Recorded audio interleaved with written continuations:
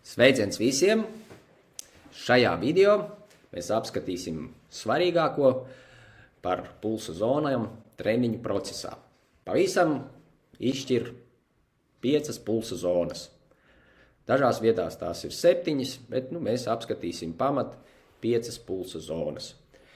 Pirmā pulsa zona – atjaunošanās, vispārīga veselība. Tātad šajā zonā mēs dzīvojam ikdienā, uzturamies. Otrā pulsa zona – tauku dedzināšana un aerobās bāzes veidošana. Šajā zonā tātad notiek viegla sportošana.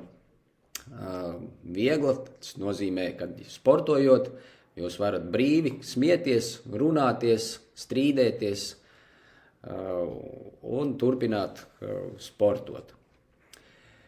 Šajā zonā arī notiek ļoti daudz pozitīvas lietas, par ko mēs parunāsim nākamajās slaidā.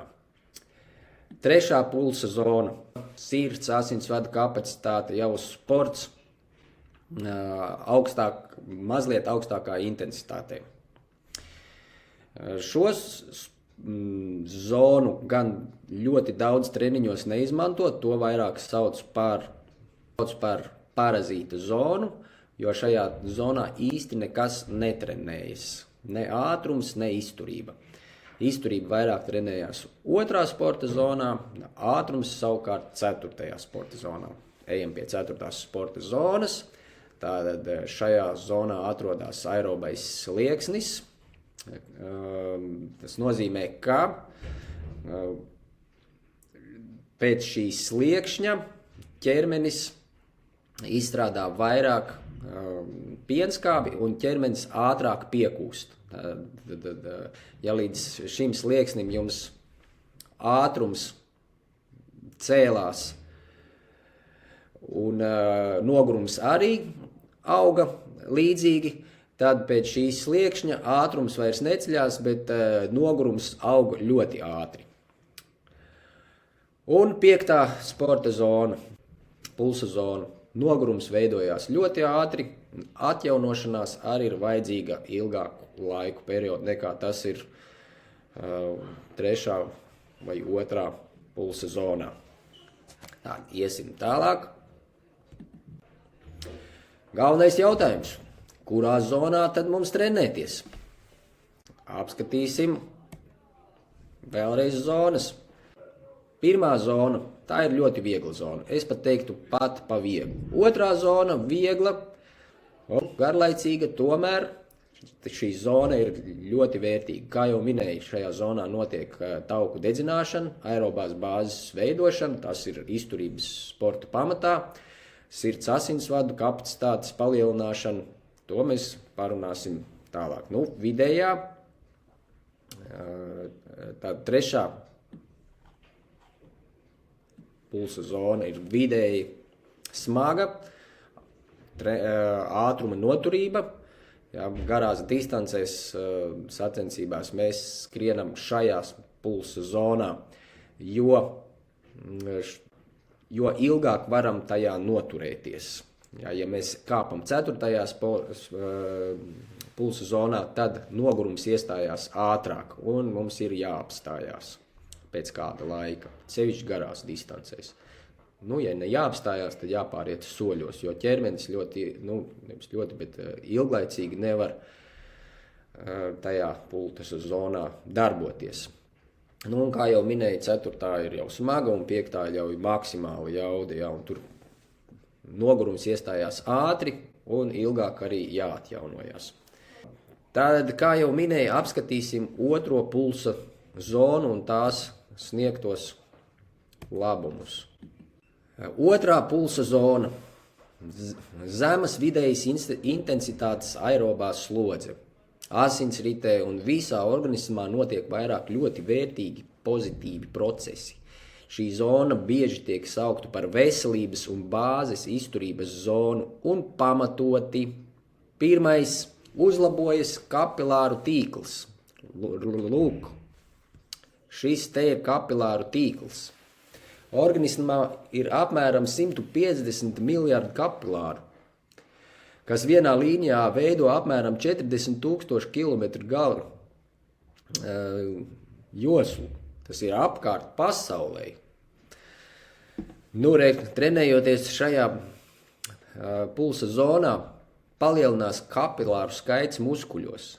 Tātad asins labāk piegādās skābekli un barības vielas tieši muskuļiem. Efektīva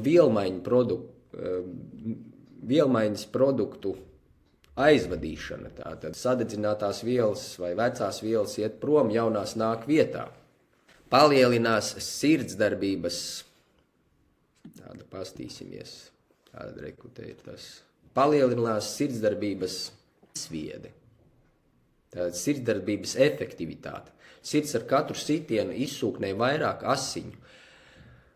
Un miera pulsa un slodzes pulsa kritums ilgtermiņā.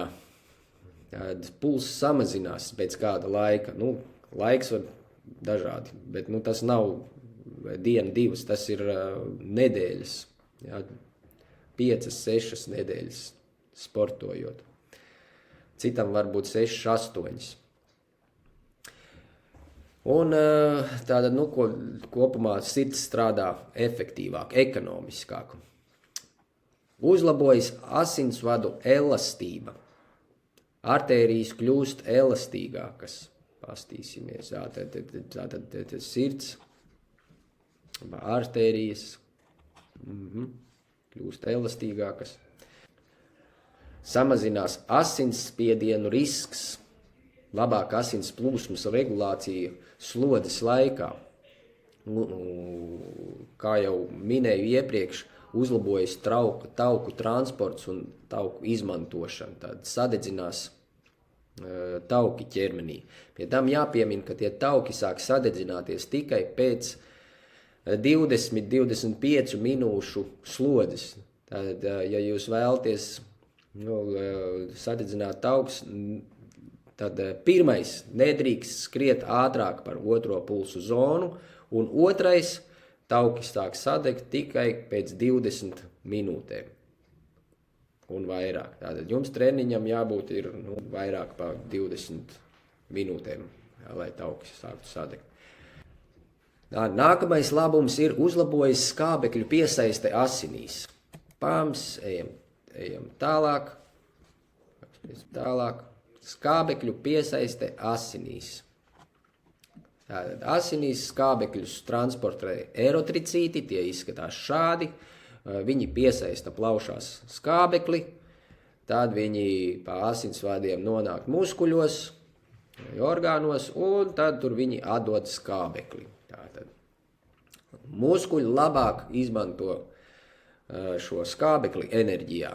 Taupās glikogēns, jo svarīgi ir, tas mums ir ļoti svarīgi izturības sporta veidos, garajās distancēs. Kas ir visvairāk atbildīgs par enerģiju muskuļos, tās ir mitohondrijas. Ejam tālāk. Lūk, šādas izskatās mitohondrijas. Ja kāds ir attaisījis vaļā akumulātoru, tad tur ir arī tādas plāksnītes viena pie otras saliktas un stāv šķidrumā. Tad mitohondrija ļoti līdzīga. Un mitohondrija arī pilda baterijas funkciju muskuļos vai iekšējos orgānos.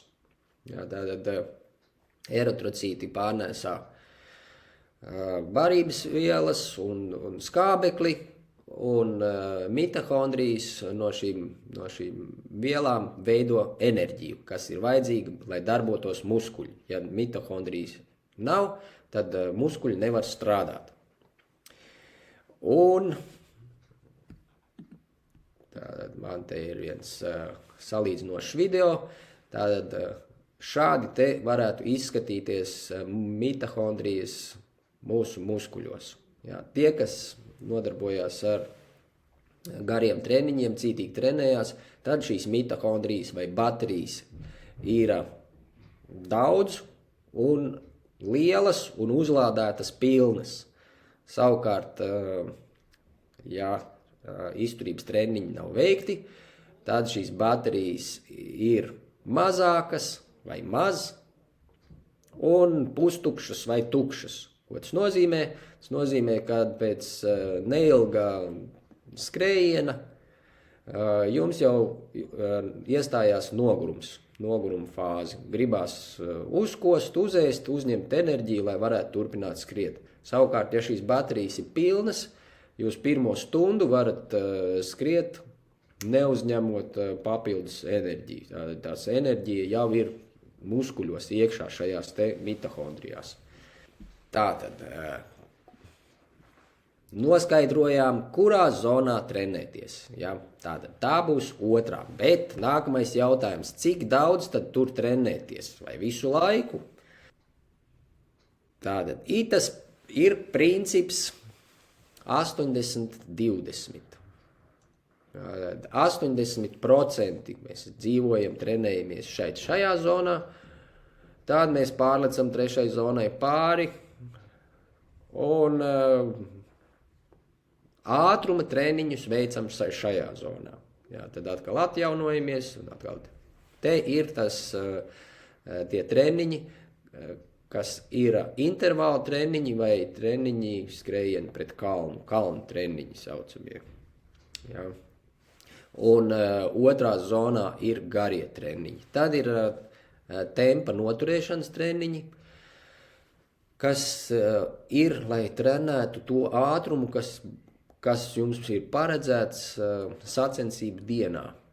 Nu, tad tajos treniņos tad mēs iekāpam šajā te trešajā pulsa zonā un mēģinam tad to noturēt. Jā, tā ir ļoti viegla pulsa zona un tur patīkami skriet. Tā, ejam tālāk. Tātad vēlreiz tas pats, pārsvarā bāze, izturība. Otrā pulsa zona 70-80%, trešā pulsa zona pavisam maz, tas ir tik, cik lai pārietu pāri viņai 10-20%, un tad ir te 10-5% ir šeit te ātrums skrējieni. Ja. Tie nodrošinās jums ātrumu un spēku.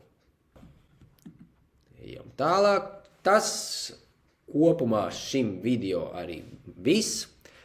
Tātad skrienam mierīgi un ar baudu, netrakojam, trenējam otro pulsa zonu un jūs paliksiet jaudīgāki, spēcīgāki. Tātad garajās distancēs teiciens lēnāk brauksi, tālāk tiksi. Paldies! Tā tiekamies nākamajā video.